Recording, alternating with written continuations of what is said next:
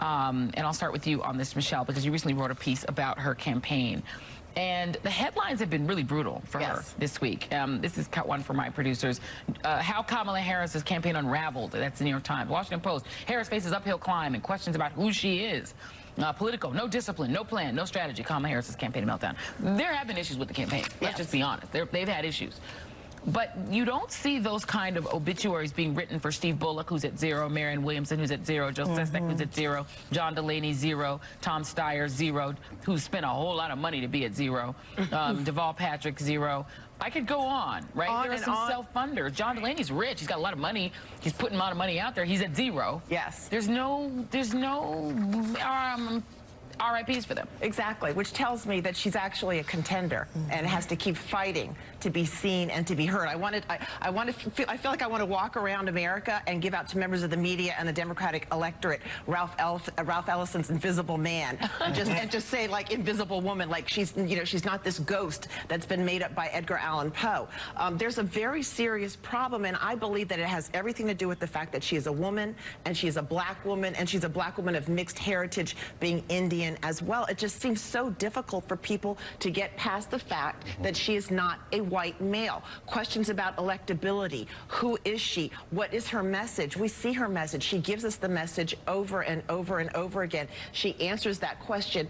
Do you see us? Will you speak for us? Do you hear our concerns? But for some reason, the media seems fixated on issues about her campaign and her electability that we don't see with other men. And there's no other reason that you can explain it, I believe, other than sexism and the ability or the inability to see a black woman as president of the United States. You know what's weird? There's a few things that are weird about it, Tiffany.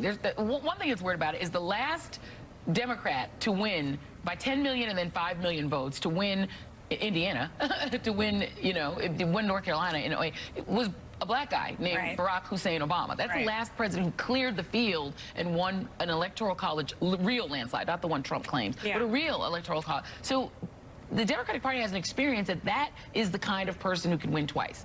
But it does feel like there's been a whole turnaround, that because of Donald Trump, it's not just the polls, it's not just the pollsters are biased or the media says only a white male candidate can win. Democrats say that. I mean, the black Democrats are saying, nope, which white man are we voting for? Just let me know which is the white guy. And even the polls are showing the same thing. So is that because of something about the way that the Democratic campaigns, the campaigns of color, the women are running?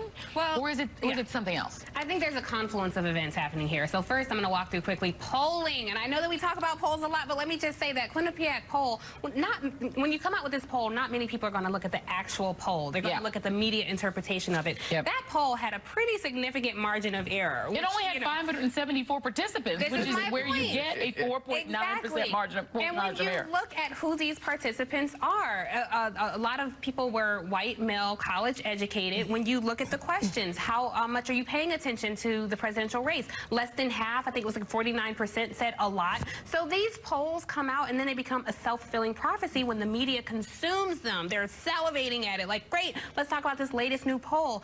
That penetrates voters by osmosis because you hear, oh, well, Elizabeth Warren took this, huge dip in the polls, and Kamala Harris, there are all these, RIP obits written on her campaign. So you can't, I do think it's a challenge with voters themselves in the Democratic Party. It's hard for me to fault the voters for feeling that way because black people have a very unique relationship with this democracy and they are afraid. So when you have this monstrosity in the White House now, I think there are a lot of black voters who are afraid and they think we have to send our best champion into the ring. And I don't trust that this America I know, who oppressed me and people like me for so long, will send a Kamala Harris, a Klobuchar, a Julian Castro to this White House. So we had better play it safe. And we have to keep reminding them that is not the case. Look at what we did in 2008. Look at what we did in 2012. We also have to keep gut checking this media base that is, again, grossly lacking in diversity. And so when they ask constantly, these Democratic candidates,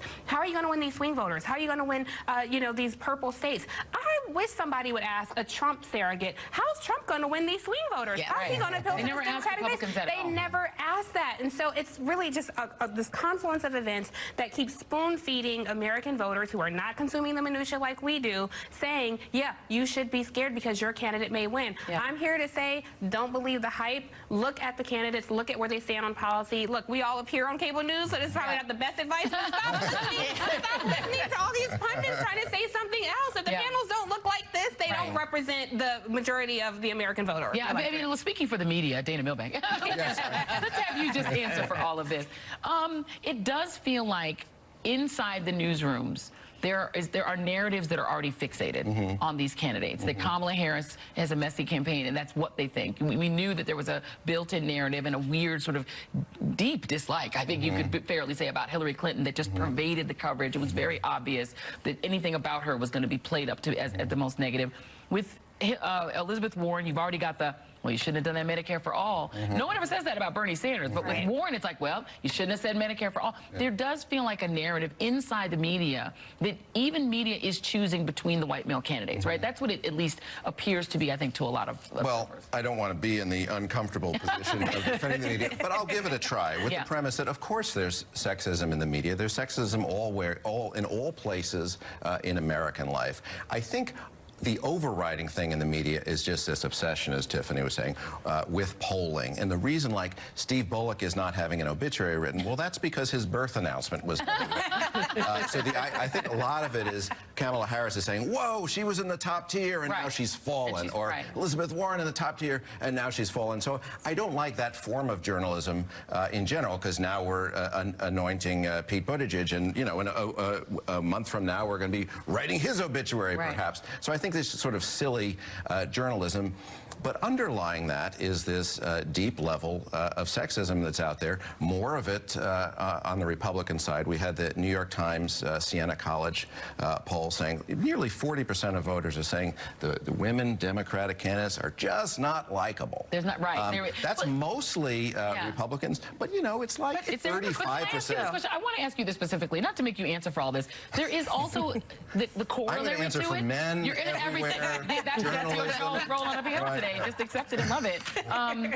There is also an obsession with white working class voters. I think I've read 447,000 pieces about the intricacies of when they go to Whole Foods and how they feel, and they're staring out a window and they still like Trump, and then 2 years later they still like Trump. Do you still like him? It's like they're literally in the faces of Trump voters every day saying, do you still like him? Do you still like him? Do you still like him? And these stories are running almost once a week. What is this? No, I've never seen one of these about Obama voters. I've never seen one about Hillary voters. Yeah, ever. I think there is a fallacy in the electorate, which is reflected in the media, that the way to beat President Trump is with a white male, because it will not set off the Trumpian voters, as if they're not all teed up anyway. But I think it's a fallacy, because look at last year's election. It was, in essence, a year of the women. There wasn't a penalty for being a woman. If anything, if you look at the polling, there was, all things being equal, there was an advantage to being a woman. So I think a lot of voters out there, a lot of Democratic voters, and a lot of women out there are also behind this narrative that we need a white male to go up against Trump. Let me get Midwin Charles on here, because I think one of the other things that's happened, and I've talked to friends I know that are also paying attention to the race, who are like, they've formed my forced focus group that they have to be in. And then there's also a sense that the media has a lot of power to create narratives that are very hard to shake. People believe that they know Kamala Harris's entire criminal justice record based on one op-ed in the New York Times by somebody that most people have no idea who she is. But this one person, Ms. Laura Bazelon, has set the terms for what people, including black people, think about Kamala Harris.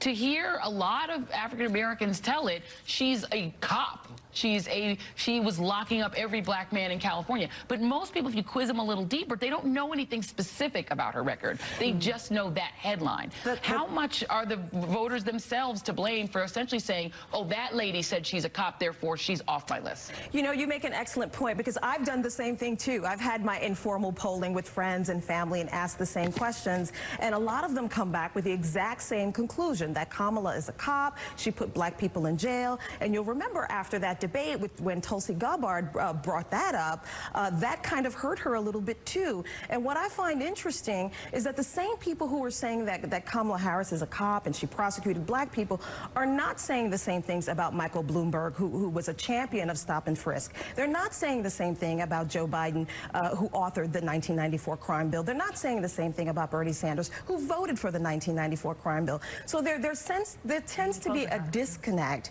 and a lack of consistency when talking about those issues. And I always like to say, keep the same energy. Like if you have a problem with a candidate for their record on criminal justice, then you ought to have the same problem with other candidates who have done the same or worse. And if you don't, you have to ask yourself why. Where is that coming from? And I think it's misogyny. I really do. Particularly when you look at that looked at how many times the email scandal was mentioned, and Hillary's email scandal was mentioned more than all of Donald Trump's scandals combined. And scandals there were, right? Trump University, the foundation, the Access Hollywood tape, discriminating to black people for India. I mean, he had so many scandals, and yet they were not covered as much as Hillary's. The answer? Misogyny. Yeah, I mean, and Nina, I want to bring you in on this as well, because now you're going to have to speak for all the young people in your generation, because it is true, and I think especially among younger voters, it really is set in, I think, what people think about these candidates based on a headline or two, and there isn't because most people don't have time to sit there and read into the minutia of what these guys are about. But there does, I think, to the point that Midwin made, it doesn't sink in on Joe Biden the same way. You know, he wrote the crime bill. People blame Hillary Clinton more for the crime bill than they blame Joe Biden. And Hillary Clinton was just married to the guy who signed the crime bill. She had nothing to do with the crime bill. But people said, well, they almost thought she personally locked up African Americans when she was just First Lady at the time. There is a different way that women pay for what are seen as the sins of men. Absolutely. And I will go back even as a journalist who's very critical of the media and of the press and how they cover things and how they go about stuff. Because remember, at the end of the day, it's 2019, almost 2020. And unfortunately, newsrooms are still so lacking in diversity. And reporters and editors and everybody comes to the table with their own ingrained bias, right? Like everybody comes with their own experiences. So it's in the way you cover stuff. It's in the way you ask the questions, the way you shape the narrative. And then because so many people are unfortunately running around, struggling, trying to make ends meet, trying to work multiple jobs, they don't have the luxury to absorb, like Tiffany said, the minutia of everything like we do. So they just get the little bit that they do, you know, a soundbite here or 20 minutes of coverage here, and that's it. Or they may read a piece and formulate their opinion just based off of that. And what happens a lot of times with female candidates, especially women of color, is that you struggle twofold. So A, you struggle from trying to get coverage in the first place, right? You're either ignored or left out of the conversation. And then when you are brought in, it is that more negative, the grilling, the intense scrutiny, whereas you don't see that on the male counterparts. And where I think that the media and the Democratic Party actually fails in this regard too, is that the base is actually much more progressive, much more liberal, much more diverse. And I think if they keep focusing on, you know, we have to try to have a Joe Biden or Bloomberg or a centrist candidate, they're going to lose again. Yeah, and you know, one of the things I think is going to happen, I think will surprise a lot of people, is that we haven't seen people vote yet. Yeah. And in 2018, one of the things we saw was that younger voters voted in huge numbers, much larger numbers than they normally vote. And they flipped the script on terms of what the expectations were, right? Yes. So people may think one thing is going to happen, but when younger voters, and when you get under 50, you're getting to a much browner, blacker cohort of people. And as they get younger, they get even browner and blacker in terms of percentages. So we don't really know what's going to happen based on these polls. And the mindset of these younger voters, I think, again, you know, this is not to knock Joe Biden, of course, but Joe Biden's like no malarkey bus tour. I don't know how a no malarkey bus tour is going to fare with voters. Malarkey. It's a bit of an anachronism. And when you get to voters in Atlanta, in Detroit, in Cleveland, and even parts of California, is that going to fare well? So all these people who are saying, oh, Joe Biden is our great white hope, he's going to save us, I just don't know. I'm not saying he won't, but I'm saying it's a reasonable question to ask. But younger voters are asking, I think, really smart questions, like, and some of the questions that I ask, with, for example, the Kamala Harris narrative or Amy Klobuchar, both former prosecutors. Why does a woman or and a black woman always have to be the defense attorney? How many innocent black men did not go to prison as a result of the fact that Kamala Harris was the Attorney General in the state of California. Why is it that we expect women to only care about sex discrimination in the workplace or babies instead of national security and war and all issues are women's issues? And I think that younger people who are going to go out and vote, they understand it and they get it, and they don't believe that we have to have some great white hope to steer the nation. Look what happened in Virginia. For the first time in 20 years, women have completely flipped the script, and the House of Delegates, the state Senate are now it's predominantly Democratic. Yeah, I mean, and the thing is, look, they're all politicians. All politicians are flawed. I think that there are legitimate critiques of the Kamala Harris campaign, to be honest. There are a lot of things they should have gone forward on. Absolutely. Right. And they should have addressed her criminal justice history early on. They had all sorts of opportunities.